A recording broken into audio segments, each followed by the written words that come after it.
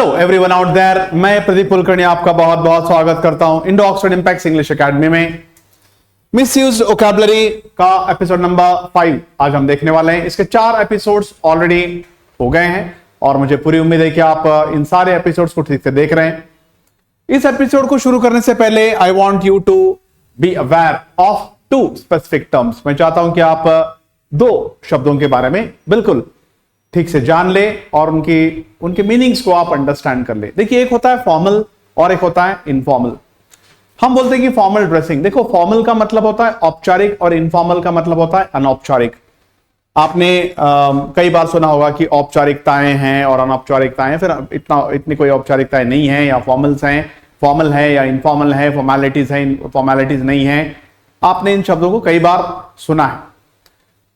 देखो, फॉर्मल मतलब होता है कि जहां पर एक सेट रूल होता है, जहां पर एक सेट प्रोटोकॉल होता है, जहां हमसे बड़े होते हैं, जहां हमसे मर्यादा से जिन्हें हमें काफी मर्यादा देनी पड़ती है या फिर जिन्हें हमें काफी सम्मान देना पड़ता है, जहां हमारे फायदे, जहां हमारे हित पर कोई आंच आ सकती है, ऐसे सेट प्रोटोकॉल्स होते हैं। देखिए, फॉर एग्जांपल अगर आप अपने मीटिंग में, जॉब के मीटिंग में या फिर अपने ऑफिस के मीटिंग में हैं, तो एक फॉर्मल इवेंट है। वहां पे आप बिल्कुल भी ऐसी कोई हरकत नहीं कर सकते जहां पर आपके जॉब पे कोई धब्बा लगे, या फिर it should not invite any kind of error मतलब इसमें कोई आपको बला या फिर आपको कोई खतरा मोल नहीं लेना है, उसको हम बोलते हैं फॉर्मल। लेकिन जहां पर बात आती है इनफॉर्मल की, तो वहां पर आप केयर फ्री होते हैं। आपको इन सब चीजों की चिंता नहीं होती कि मतलब कौन क्या कह रहा है, कैसे कह रहा है, मैं कह दूं तो ये क्या होगा।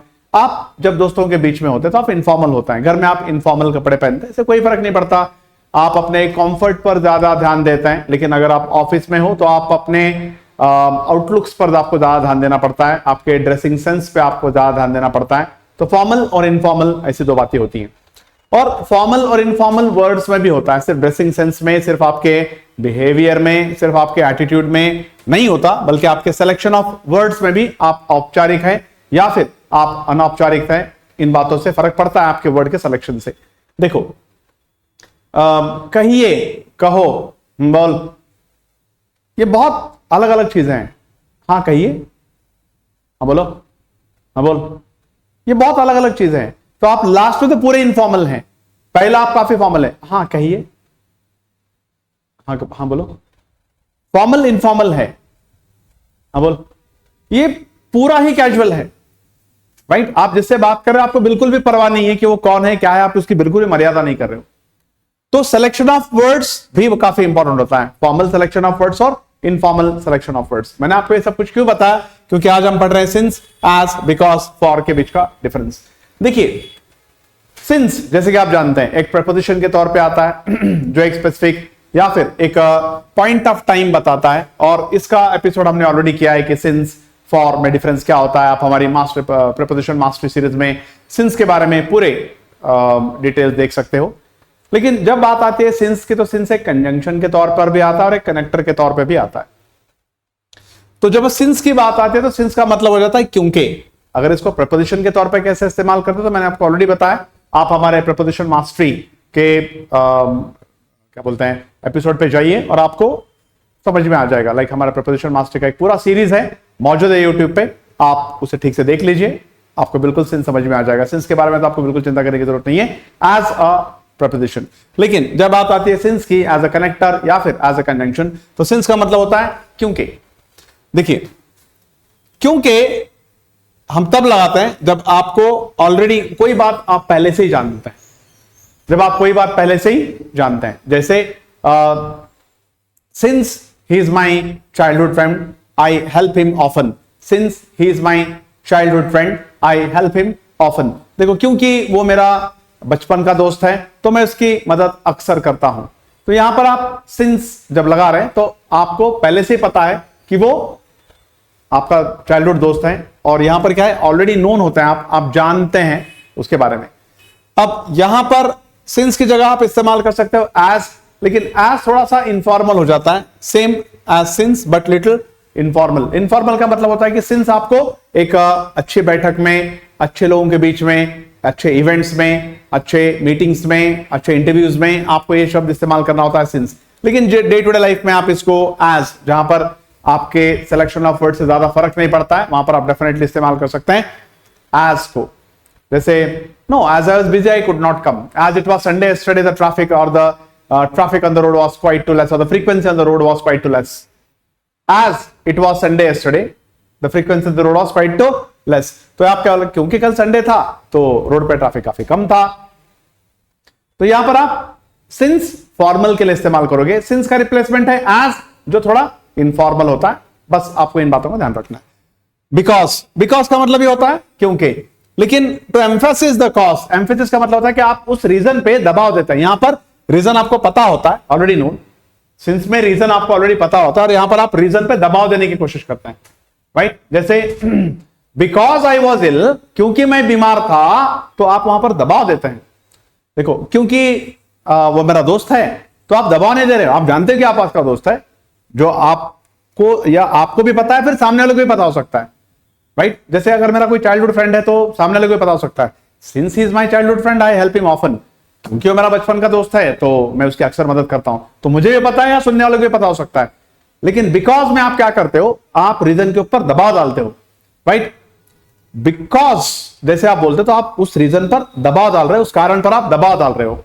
सिंस में आप उस कार्य पे, उस कारण पे आप दबाव नहीं डालते हो। देखो, जहां तक सवाल है फॉर का, तो बिकॉज की जगह हम क्या इस्तेमाल कर सकते हैं, फॉर भी, लेकिन फिर थोड़ा सा इनफॉर्मल हो जाता है। सिंस, बिकॉज फॉर्मल, और एज और फॉर इनफॉर्मल का, इनफॉर्मल यूज में आते हैं। चारों का मतलब एक ही होता है। अब हम यहां पर एग्जांपल देखेंगे तो हमको ज्यादा बेहतर समझ में आएगा। देखो, since it was raining we decided to stay indoors. Since it was raining, क्योंकि बारिश हो रही थी, तो दिख रही है ना बारिश, हमको अवेयर है हम उसके बारे में। अब सामने बारिश दिख रही है तो बारिश में हम कैसे जाएंगे। I have been living here since the rent is affordable, right. मैं यहां रह रहा हूं क्योंकि यहां जो रेंट है ना वो काफी मेरे हद में है, या फिर मैं इसको अफोर्ड कर सकता हूं। तो रीजन इज ऑलरेडी नोन कि रेंट भाई अफोर्डेबल है, तो यहां पर मैं रह रहा हूं। Since you are already here let's start the discussion. अब यहां पर देखिए कि आपने सिंस का प्रयोग किया है, और सिंस तब आएगा जब आप इस्तेमाल करोगे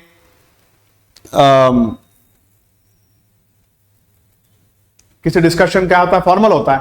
यहां पर आप देखिए कि फॉर्मल इवेंट ही चल रहा है यहां पे। Since you are already here let's start the discussion. तो आप क्या बोल रहे हो कि जैसे कि आप सब लोग यहां पर हैं, जैसे कि हम जानते हैं कि हम सब लोग यहां पर हैं, तो चलो हम डिस्कशन शुरू कर देते हैं, हम चर्चा शुरू कर देते हैं। आप देख सकते हैं स्लाइड में कि सारे फॉर्मल ड्रेस पहने हुए हैं, सारे एक ही टेबल पर बैठे हुए हैं। तो यहां पर फॉर्मेलिटीज की बात आती है। जब बात आती है यहां पे this coat can not be mine for it is too long, ये कोट मेरा हो ही नहीं सकता क्योंकि ये काफी लंबा है। आप अपने से बड़ों को ऐसे नहीं बोल सकते, राइट। मतलब आप कोर्ट के बारे में अपने से बड़ों से डिस्कशन करोगे, अपने बॉस से कोर्ट के बारे में डिस्कशन करोगे क्यों, राइट। अगर वहां पर कोई कोर्ट एक्सचेंज हो गया, कुछ भी एक्सचेंज हो गया, तो अपने बॉस से जाके बोलोगे क्योंकि ये कोर्ट मेरा हो ही नहीं सकता क्योंकि काफी लंबा है। ऐसे थोड़ी बोल सकते हम लोग, ऐसे नहीं बोल सकते। तो फॉर जो फॉर का मीनिंग है वो सिंस का मीनिंग है, जो सिंस का मीनिंग है फॉर का मीनिंग है, लेकिन यहां पर ये इनफॉर्मल लेवल पे आया है। शायद ये स्लाइड यहां पर सपोर्ट नहीं कर रही इस बात को, बट मैं अपने इंजीनियर से चाहूंगा कि यहां पर थोड़ा सा स्लाइड वो चेंज कर दे तो ज्यादा बेहतर रहेगा। He was nervous for it was his first time on the stage. देखो, वो नर्वस था क्योंकि पहली बार वो स्टेज पे आया, या पहली बार वो स्टेज पे आ रहा था, तो थोड़ा सा नर्वस था। तो आप यहां देख सकते हैं कि फॉर्मल्स में है, और ये फॉर्मल्स में तो है, उसमें डाउट नहीं है, लेकिन अब स्टेज पे नर्वस है तो किसको बताएगा, क्या ये बताने की चीज है। वो दिख रहा है वो अलग बात है, लेकिन क्या मुझे बताएगा कि मैं काफी, अगर बताएगा भी तो अपने बॉस को थोड़ी बताएगा। वो जनरल डे टू डे अपने आसपास के लोगों को, अपने जो आप उसके जूनियर्स हैं, नॉट जूनियर्स, इनफैक्ट जो अपने फ्रेंड्स हैं, जो उसके जान पहचान के लोग हैं, उनके अंदर बता सकता है। जाके अपने डायरेक्टर, अपने बॉस को बताएगा क्या मैं नर्वस हूं, तो यहां पर इनफॉर्मल में आ जाता है। यहां पर हमारे इंजीनियर ने इसका स्लाइड चेंज, फोटो चेंज कर दिया यहां पर। तो this coat can not be mine for it is too long, ये कोट मेरा हो ही नहीं सकता क्योंकि काफी लंबा है।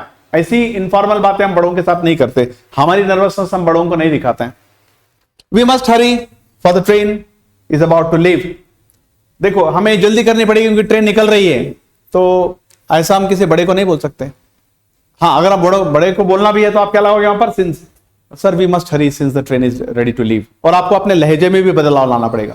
हे we must hurry for the train is ready to leave, यहां पर हम थोड़ा सा इनफॉर्मल बोल सकते हैं।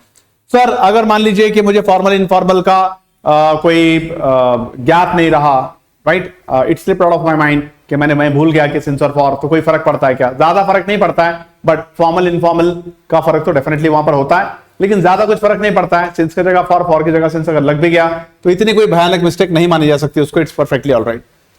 लेकिन हम आपको ये तो खास करके बता रहे हैं कि देखिए क्योंकि क्योंकि क्योंकि क्योंकि चारों के मीनिंग क्या होता है यहां पर? क्योंकि होता है। She left early because she had an doctors appointment, तो यहां पर रीजन के ऊपर स्ट्रेस है, क्योंकि उसके डॉक्टर की अपॉइंटमेंट थी, वो जल्दी चली गई, तो यहां पर रीजन के ऊपर स्ट्रेस होता है, डॉक्टर्स अपॉइंटमेंट है तो स्ट्रेस है यहां पे।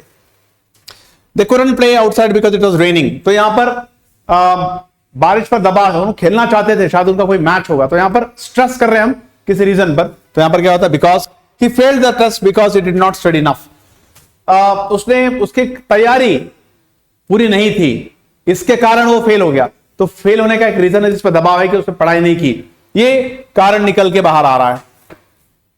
As it was too late, they decided to stay over. तो as थोड़ा ऐसा इनफॉर्मल होता है कि as it was too late, they decided to stay over. तो क्योंकि बहुत देर हो चुकी थी, उन्होंने सोचा कि अभी रह जाते हैं। तो यहां पर as जनरली बिकॉज का अल्टरनेटिव होता है, लेकिन थोड़ा सा इनफॉर्मल लगता है। अपने दोस्तों में, अपने आसपास में, अपने जान पहचान के लोगों में इस्तेमाल कर सकते हैं। He waved at me as he walked past.